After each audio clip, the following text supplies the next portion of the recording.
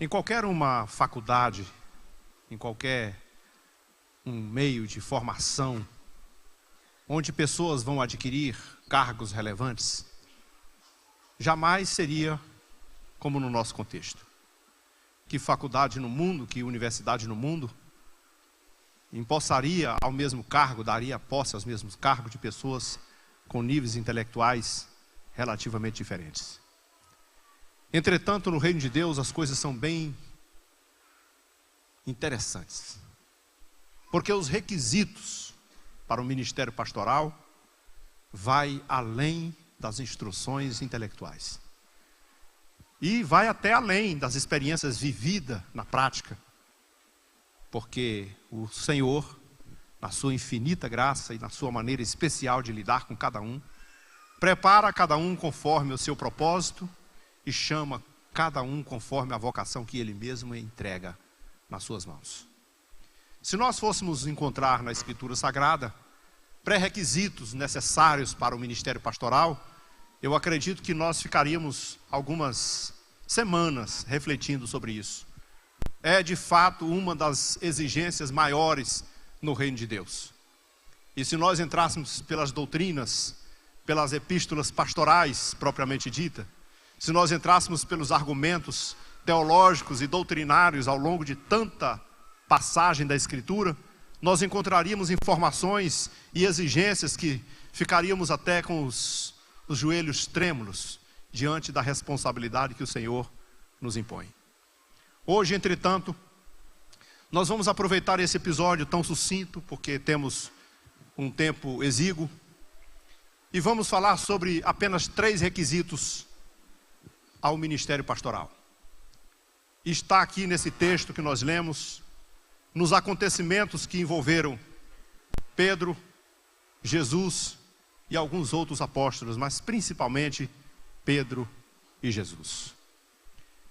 E então, para que nós possamos refletir e gravar isso bem na nossa memória, e os nossos irmãos possam depois se lembrar disso com uma referência na sua vida, nós vamos mencioná-los.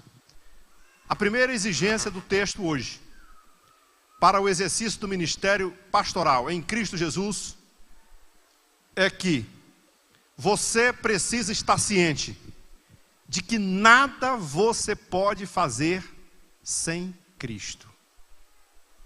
Pode ter toda a formação que tiver, pode ter todos os recursos que tiver, pode ter toda a experiência que tiver, pode ter todas as faculdades e PhDs que tiver, você não conseguirá fazer absolutamente nada sem a presença de Cristo na sua vida. Jesus é o combustível principal, é a ação principal, é o meio principal pelo qual nós possamos exercer o ministério pastoral. Por isso mesmo, ele disse aos seus apóstolos na sua despedida, antes de subir aos céus: eu estou convosco todos os dias, até a consumação dos séculos. A segunda coisa que nós vamos aprender no texto, e que também é um pré-requisito para o ministério pastoral, e nenhum dos nossos candidatos, e nem mesmo os outros que já estão veteranos, nós que estamos aqui, nenhum de nós possamos passar por cima dessa regra, se quisermos prosseguir com sucesso e com um bom desempenho. Ninguém, nunca, jamais deve se imaginar que está acima de alguém no nível espiritual. Nunca um pastor, obreiro, por mais que tenha preparo, estudo, experiência com Deus, vida de oração, por mais que você seja um instrumento nas mãos de Deus, jamais pode imaginar ou conversar ou citar que você está acima de qualquer outra pessoa no nível espiritual. Essa é uma das coisas mais arriscadas da vida cristã. E o ministro de Deus nunca está autorizado a fazer isso. E aí, em terceiro lugar, nós encerramos o argumento de hoje com: o ministério pastoral requer uma coisa, que você esteja plenamente convicto, absolutamente convicto do seu amor por Jesus. Essas 3 coisas você não pode deixar de ter. Peço que os irmãos entrem lá para o gabinete para tratar desses assuntos, que fica melhor para mim aqui, que estou ouvindo aqui o barulho. Ok. Por que eu estou dizendo que você precisa estar ciente de que Jesus é fundamental no seu ministério e você não pode fazer nada sem ele? Esse acontecimento é interessante. Jesus havia ressuscitado há pouco tempo. E depois da sua ressurreição, para poder enfatizar e manifestar aos seus discípulos e ajudar na convicção de que eles tinham que acreditar, porque uma das principais mensagens do cristianismo é que Jesus vive. Morreu por nossos pecados, foi crucificado, mas ele ressuscitou e está vivo. Essa é a mensagem que dá vida ao Evangelho. Todos os outros poderes, todos os outros líderes religiosos do mundo inteiro, onde quer que você encontrar, por mais famoso que tenha sido e por mais inteligente e competente que tenha sido, a sua sepultura tem alguns dizeres assim, mais ou menos: aqui jaz fulano de tal. A única que tem escrito assim, ele não está aqui porque já ressuscitou, é a sepultura de Jesus. Ele vive. E a sua principal mensagem, a mensagem de mais relevância no ministério pastoral, que nós vamos pregar ao longo da vida, é sobre a ressurreição de Jesus. Agora vejam bem, Jesus apareceu uma vez, duas vezes, três vezes, durante 40 dias. Nesse episódio de hoje é a terceira vez que Jesus está aparecendo aos discípulos juntos, reunidos. Mas antes que essa palavra fosse enfatizada convictamente no seu coração, eles estavam meio frustrados. E eu fico pensando assim, mas será que é mesmo? Ressuscitou mesmo? Tem certeza? A gente não estava sonhando, não. Eu acho que a gente teve assim um tipo de alucinação. Será? O que está acontecendo? Numa dessas incertezas, Pedro pegou a sua tralha, velha tralha de pescador que ele tinha, ainda quando o Senhor Jesus o chamou para o ministério. Ele disse: eu vou pescar. Botou a sua tralhazinha e os outros companheiros também disseram: eu vou com você. E o outro: eu também vou. Nós vamos também. E de repente 7 deles estavam no mar de Tiberíades, como de muitas outras vezes eles fizeram, pescando, talvez para se distrair, para tentar apagar um pouco daquelas incertezas. Mas vejam só o que acontece. O que Jesus fez eles passarem.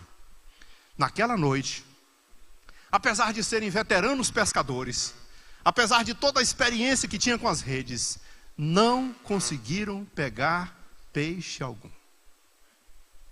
Não é possível, as coisas, não é possível, não é tão possível que nós conseguimos fazer alguma coisa sem Jesus. É claro, esse episódio da pescaria é apenas um reflexo daquilo que é ao longo da nossa vida no ministério pastoral.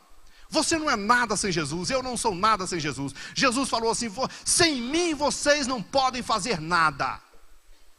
Eu sou a videira verdadeira, vocês são os ramos.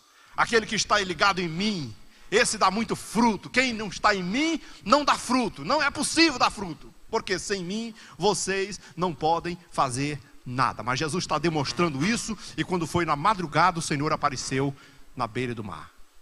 Chamou a atenção dos senhores que estavam lá e não foi reconhecido por nenhum deles. Sabe aquela incerteza? Não lembrou. E aí Jesus deu o sinal e disse: senhores, vocês têm aí alguma coisa para comer? Mas é claro que Jesus estava provando. Jesus estava exatamente tentando colocar no coração deles que eles não tinham mesmo nada. Porque o que eles iam comer se eles não tinham pescado nada? É provável que alguém tenha dado um sinal, apesar de ser apenas uns 100 metros de distância, disseram: não temos nada. Quem sabe até dito: não pescamos nada, aqui está ruim de peixe hoje.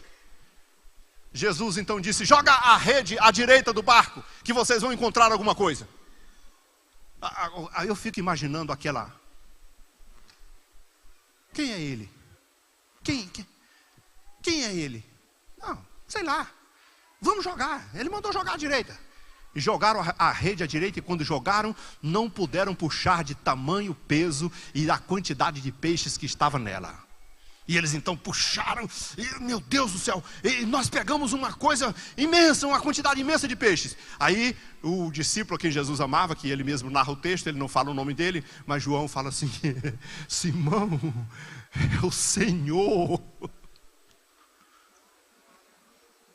O Senhor começou a ser reconhecido e Pedro então havia se despido, estava pescando bem à vontade, depressa pegou os seus trajes, pulou dentro d'água e ficou ali vivendo aquela experiência. E todos eles que estavam tão desiludidos daquela situação, de repente eles chegam vem arrastando o barco aqui para fora, rapidinho puxando para a beira da praia, e Jesus está lá. Agora, por que Jesus queria alguma coisa para comer?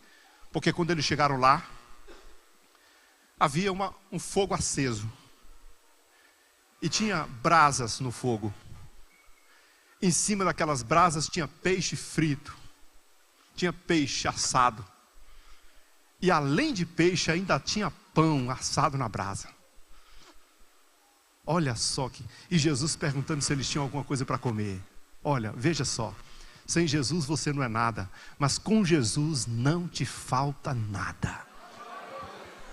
Sem Jesus você precisa de graça, de unção, de autoridade. Sem Jesus você não tem sermão. Sem Jesus você não tem autoridade. Sem Jesus não tem milagre. Sem Jesus não tem pregação. Sem Jesus não tem intercessão. Sem Jesus não tem ensinamento adequado. Sem Jesus não tem nada. Você não consegue fazer nada. Sem Jesus não tem inspiração. Não tem motivação. Não tem convicção. Jesus é a força maior de todo o nosso ministério pastoral. Só Ele, a sua presença, pode nos tornar ministros do seu evangelho.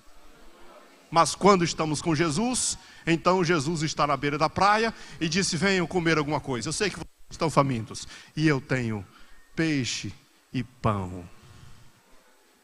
Agora vem aqueles homens famintos para perto de Jesus e nunca imaginavam que ia achar pão assado, mas de repente Jesus chama o Pedro à parte para uma conversa bem especial.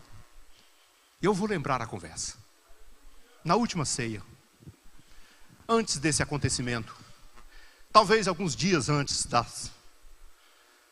desse episódio aqui, foi exatamente o dia que Jesus foi preso para ser crucificado. Jesus estava reunido com seus discípulos na ceia e disse assim: olha, essa noite o Filho do Homem será entregue nas mãos dos malfeitores e ele será morto, crucificado, e todos vocês serão dispersos como ovelhas sem pastor. Todos vocês fugirão na hora da situação. Aí o Pedro levantou na frente, como era sempre o mais ousado, disse: Senhor, mesmo que todos esses te neguem, eu jamais vou contigo até o fim, ainda que seja necessário morrer contigo. Mas o grande erro de Pedro foi fazer uma indicação. Talvez se ele tivesse dito assim: Senhor, eu quero morrer contigo, mas não vou abrir mão, vou contigo até o fim. Mas é que Pedro ousou falar uma coisa diferente: ainda que todos esses outros te neguem, eu nunca. E Jesus então disse a ele: hoje, antes do galo cantar pela terceira vez, pela segunda vez, tu vai me negar 3. E você sabe, o episódio aconteceu, a negação, o desespero, a lágrima.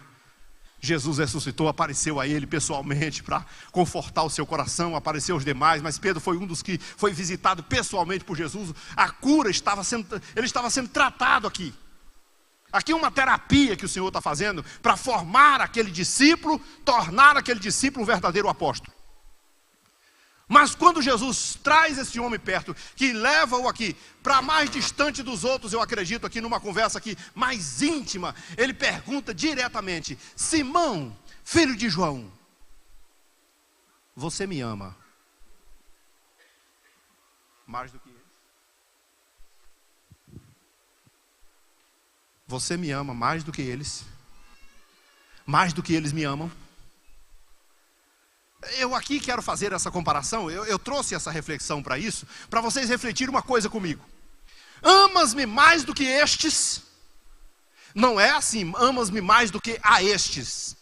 Porque se fosse, diz assim, você ama a mim mais do que ama a eles? Não. Amas-me mais do que este. Você ama a mim mais do que eles me amam? E Pedro supostamente respondeu: tu sabe que eu te amo. Senhor, tu sabe que eu te amo. Mas há uma coisa que nós precisamos aprender como pastores, como homens de Deus. Só Deus pode medir a capacidade espiritual de qualquer pessoa. Você não pode dizer assim, eu estou aqui orando de domingo a domingo, de janeiro a dezembro, de madrugada, de noite, de dia, eu sou muito mais crente do que fulano. Não, você não sabe disso. Você não sabe qual é o nível de intimidade que ele tem com Deus. Você não pode medir a familiaridade que alguém tem com a vontade, com a palavra, com a Escritura Sagrada e com a própria comunhão com o Espírito Santo, porque isso é uma coisa muito individual. E parece que quando você pronuncia isso, assim, Senhor, eles podem fazer, mas eu não, eu sou o Pedro, eu sou o Pedrão, aqui o Senhor sabe que morro contigo, negue quem quiser, fale quem quiser, eu vou até o fim com o Senhor. Mas tem uma coisa que o cristão precisa saber, nós todos somos necessitados da graça de Deus. E se eu consigo ser fiel em algum momento, pode ter certeza que Deus está me ajudando. Até o apóstolo Paulo, que foi um relevante servo de Deus, disse assim, eu não consigo nem me entender, eu quero fazer coisas boas e não consigo, as coisas boas que eu quero fazer eu não dou conta de fazer, e as coisas ruins que eu não quero fazer, quando eu penso que não, já estou fazendo. Eu sou um miserável, não sei quem vai me livrar do corpo dessa morte, eu não consigo ser quem eu quero ser. Nós somos assim. Nós seres humanos somos assim. Então nós não somos pastores porque somos perfeitos. Nós não somos pastores porque o Senhor nos coroou com uma vitória mais do que todo mundo. Nós não somos pastores porque o Senhor nos escolheu por um mérito de santidade ou de privilégios. Não, nós somos pastores porque o Senhor quis nos escolher. E Ele disse, vocês não escolheram a mim, foi eu que escolhi vocês. E não foi pelo mérito, não foi porque eu orei mais, jejuei mais, comunguei mais e tive mais intimidade. Não, Ele me escolheu porque Ele quis, pelo seu amor. Porque preparo eu não tinha, foi Ele que me deu. Graça eu não tinha, a graça pertence a Ele. Poder eu não tinha, o poder é dEle. E tudo que eu não... unção eu não tinha, a unção é dEle. Então qual é o mérito que eu tenho nisso? Nenhum mérito. Nenhum homem de Deus nessa terra pode, nem por um minuto sequer, achar que está acima de alguém. Se existe uma coisa que todo pastor precisa aprender, eu vou dizer o que Jesus fez uma vez. Caminhando com seus discípulos numa certa jornada, propositalmente Jesus ficou para trás. Ou, não sei se para frente, mas ele ia a uma certa distância. E escutando assim, o que eles conversavam. E quando chegou lá no local onde eles estavam reunidos, Jesus perguntou assim, o que é que vocês tratavam no caminho? Falavam alguma coisa assim? E eles não quiseram dizer. Porque no caminho eles estavam discutindo sobre qual deles seria o maior no reino dos céus. E perceberam que essa conversa não seria do agrado de Jesus. E aí eles desconversaram. Não, você imagina, nada. Sim, estávamos conversando sobre a obra. Disfarçou qualquer coisa assim. Jesus então começou a mostrar algumas coisas para eles. Ele disse, olha, no reino que vocês estão, no mundo que vocês estão, os líderes, as autoridades, eu vou usar o linguajar bem nosso mesmo, são bajulados. Eu vou fazer algumas comparações. Carregam suas pastas, engraxam seus sapatos, abrem a porta dos seus veículos, conduzem seus apetrechos e fazem toda a bajulação e são muito honrados na sociedade. Mas Jesus olhou nos seus discípulos e disse assim, entre vós não é assim. entre vós aquele que quiser ser o maior, seja o menor e servo de todos. Em nenhum momento do ministério, de vez em quando eu estou nessas conversas assim, eu me lembro de algumas coisas que eu aprendi dos meus líderes anteriores, e eu acho que vocês devem se lembrar aqui, alguns dos irmãos devem se lembrar do pastor Valgenor. Valgenor, certa feita, comentou aqui entre as suas preleções, diz que numa mesa de jantar, um filho perguntou para o pai, pastor: pai, o que é um diácono? E o pai respondeu: o diácono é um servo. Só? É um servo. É um servo, como é um servo? Um servo é uma pessoa que fica aí para servir os outros, em todos os sentidos. E ele diz assim: e um presbítero? O que é um presbítero? E o pai não tinha uma palavra bem apropriada para dizer assim: o presbítero é um servo do servo. E o menino ficou mais confuso ainda. E aí perguntou assim: e o que seria um evangelista? E ele falou assim: é o servo do servo do servo. Aí o garoto não aguentou, a língua coçou, ele falou: pai, nesse caso, o que é um pastor? E ele respondeu: um pastor é o servo do servo do servo do servo. Ele falou: o senhor está mal, hein?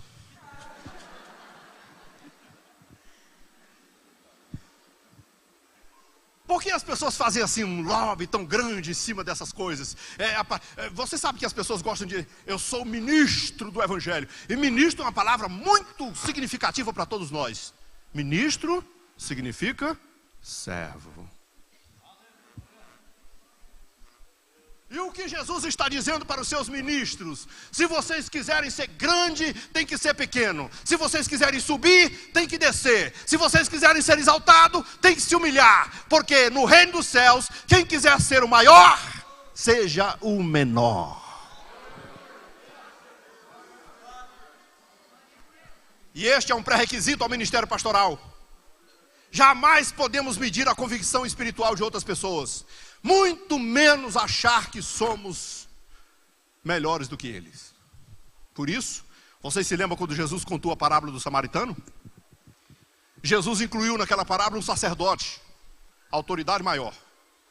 Jesus incluiu naquela parábola um levita, o ministério da adoração. E Jesus buscou naquela parábola um samaritano, a escória da sociedade, o sujeito desprezado e considerado por todos um iníquo, uma pessoa que não temia Deus. Mas Jesus traçou a sua conversa, o seu argumento em torno do samaritano e mostrou que o samaritano foi o único que moveu-se as entranhas, enterneceram por dentro as suas entranhas, movido de íntima compaixão pelo homem ferido. Em outras palavras, Jesus estava dizendo: aqueles que vocês julgaram que não era coisa nenhuma, é muito mais crente do que vocês todos.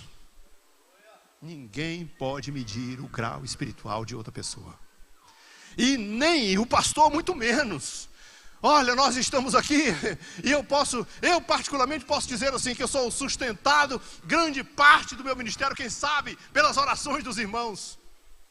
Tão convencedor, tão fortalecedor, tão animador você chegar num culto de oração. Eu particularmente me sinto tão encorajado quando eu chego no culto de oração e eu escuto alguém dizer assim: abençoa o pastor Natanael. Ouve a oração da tua serva, Senhor, me ajuda, socorre. É por isso que o Senhor tem me dado graça e abençoado. O grau espiritual não mede por outra coisa a não ser por isso. Então, terceira coisa: se a primeira, eu estou ciente de que eu não sou nada sem Cristo. A segunda, nunca se compare com os outros achando-se melhor do que eles. E a terceira, Jesus vai provar a sua convicção no amor. Você se lembra que lá no Antigo Testamento, é uma história que de vez em quando eu gosto de repetir, ela sempre impactou muito o meu coração. É a história do servo da orelha furada. Um homem que tinha sido escravizado porque devia uma conta que não podia pagar. E é geralmente a nossa situação. Nós somos devedores O salário do pecado é a morte. Ninguém pode pagar pelo seu pecado, porque só se paga pecado com derramamento de sangue. E o nosso sangue não presta, é contaminado. Só o sangue de Jesus pode fazer isso.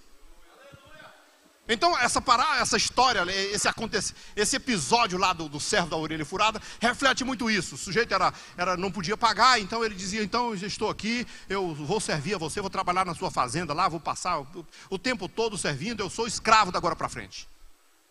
Ok. Mas a lei muito justa dizia assim: não por mais de 6 anos. Ele vai trabalhar 6 anos, no 7º ano, independente do tamanho da dívida. Quando ele foi escravo 6 anos, no 7º ano ele pode ir para casa livre. Ok. Mas aí o Senhor, durante esse período, dava a ele uma esposa. E a esposa dava a ele filhos.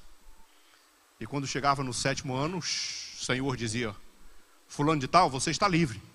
Sua sentença já foi cumprida, seu período já foi gasto. Você pode pegar as suas coisas e ir embora, você já é um homem livre.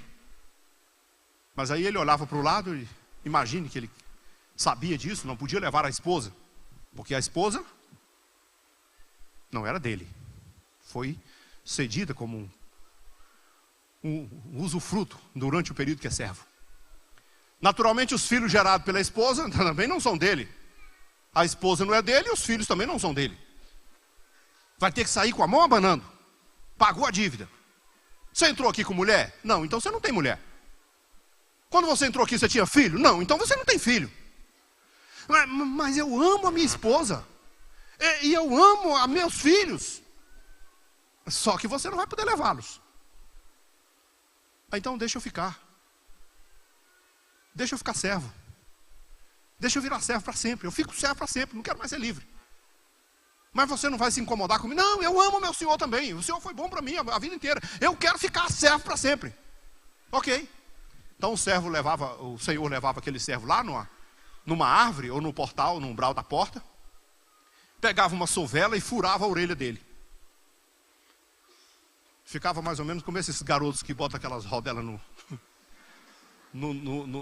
na orelha aí, fica com aquela coisa. Só que era o buraco, o servo da orelha furada.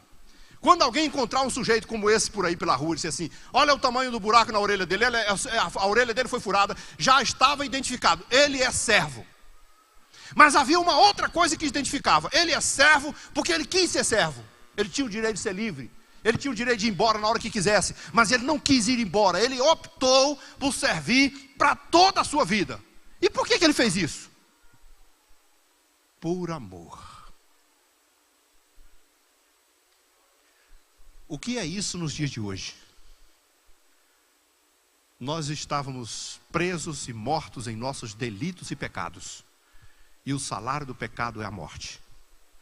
Jesus entrou no nosso lugar e morreu por nós. Pagou a nossa dívida. E quem paga a dívida de alguém, naquele contexto também poderia acontecer isso, alguém poderia ir lá pagar a dívida dele e levá-lo como servo. Quem paga a dívida, então agora o servo é de Jesus. Jesus pagou a dívida. Eu me apresento a Jesus agora e digo: Senhor, o Senhor pagou a minha dívida, o Senhor derramou o seu sangue, e eu aqui estou para ser teu servo. Mas você se lembra o que Jesus fez naquele dia, depois da multiplicação dos pães? Vão embora, pode ir embora, vocês não precisam ficar.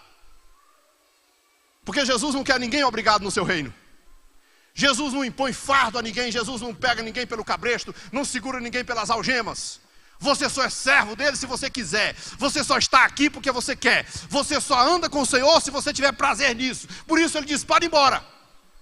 Mas nós falamos: não, Senhor, não manda embora não. Eu quero ficar. Eu quero ser teu servo. Eu quero ficar contigo para sempre. Eu quero te servir para sempre. Mas por que você quer me servir para sempre? Porque eu te amo. Jesus então pergunta para Simão: Simão, eu tenho uma missão para você das maiores. Mas antes eu quero saber uma coisa: tu me ama mesmo? E ele diz: Senhor, tu sabe que eu te amo. Eu vou me deter apenas nas forças de expressões, né? Tem algumas algumas interpretações, por causa do nosso idioma, que as palavras divergiam entre uma e a outra, entre as três palavras que, as duas pelo menos, no contexto desse texto que fala sobre o amor, que é o amor filéu e o amor ágape, o amor de amigo e o amor absoluto, o amor pleno. Mas quando Jesus vai perguntando e intensificando e vai dizendo, então você vai ser o pastor das minhas ovelhas, você vai cuidar do meu rebanho. Mas antes eu quero saber de novo, mas tu me ama mesmo, né? Você tem certeza? Senhor, eu te amo. Então, olha, eu vou te entregar as minhas ovelhas. A função que você vai receber agora, o que Jesus apresenta agora, o principal requisito para o ministério pastoral é o amor a Ele. Você sabe que o amor é a essência de todos os relacionamentos perfeitos e maravilhosos? Você sabe que o amor é a essência do Evangelho? Você sabe que o apóstolo Paulo escreveu a carta aos Coríntios capítulo 13, ainda que eu falasse a língua dos homens e dos anjos, falo língua estranha, mas não tenho amor, nada disso vale. Eu tenho fé, absoluta fé, eu transporto um monte de um lado para o outro, não vale sem amor.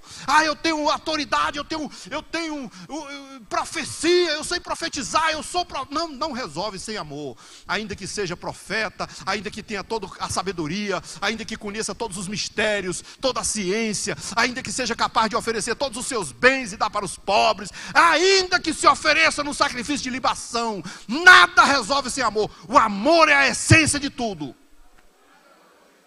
Por que Jesus formaria um ministério diferente? Porque o ministério pastoral tem um fundamento, irmãos, e o fundamento desse ministério é o amor. Outro dia, numa dessas reuniões de obreiro, eu acho até que eu poderia fazer isso. Uma pessoa comum da igreja que não é nada, que não é pastor, que não tem absolutamente nenhum ministério relevante, apenas congrega na igreja. Você poderia vir aqui? Me ajudaria a fazer isso? Talvez. Você pode subir aqui, por favor? Talvez nós vamos compreender melhor o que é ser um pastor. Não precisa falar nada, só ficar aqui de frente para o povo. Ok?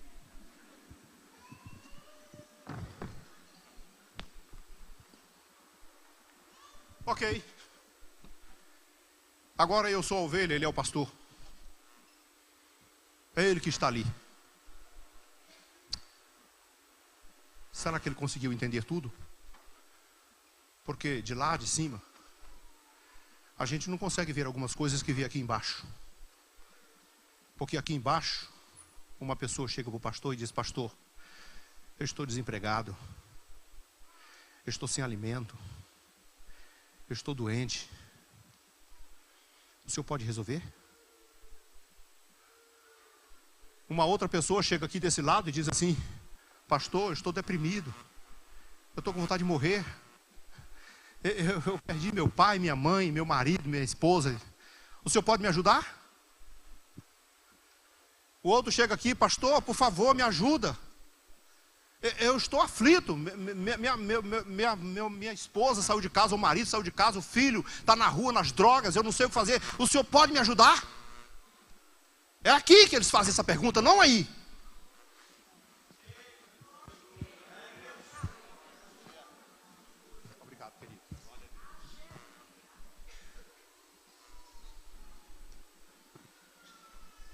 Querido, você conseguiu enxergar alguma dessas pessoas aqui em cima, dessa forma que eu vi? Daqui de cima? Meu irmão? Daqui de cima, quando o senhor estava aqui, o senhor conseguiu ver algumas dessas situações que eu mostrei lá embaixo? Não. Você só consegue ser pastor se for capaz de se colocar no lugar da ovelha.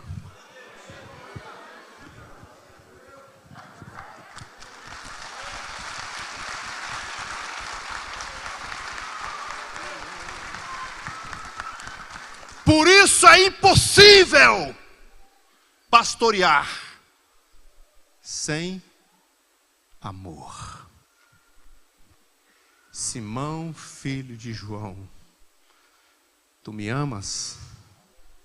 Pela terceira vez, Simão derretido, esmagado por dentro, prostrado, dizendo: Senhor, tu sabes que eu te amo. Então, agora você pode apacentar as minhas ovelhas. Porque eu não vou entregar a menina dos meus olhos, a coisa mais importante que tem na minha vida, na mão de alguém que sequer me ama.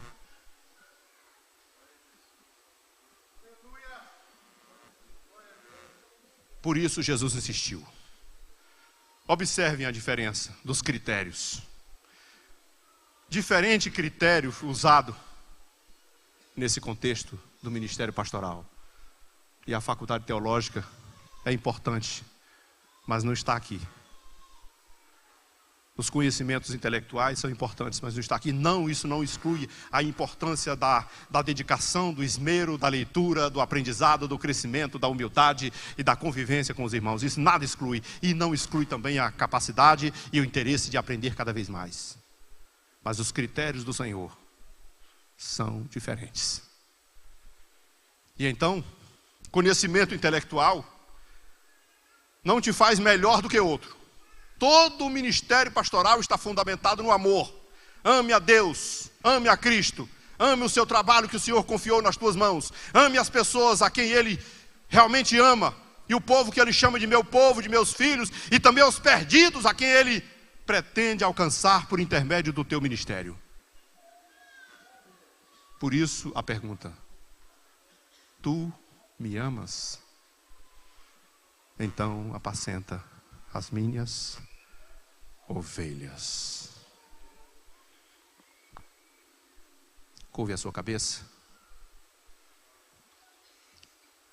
Antes de encerrar esta parte da nossa reflexão, caso alguém aqui no recinto queira entregar sua vida para Jesus,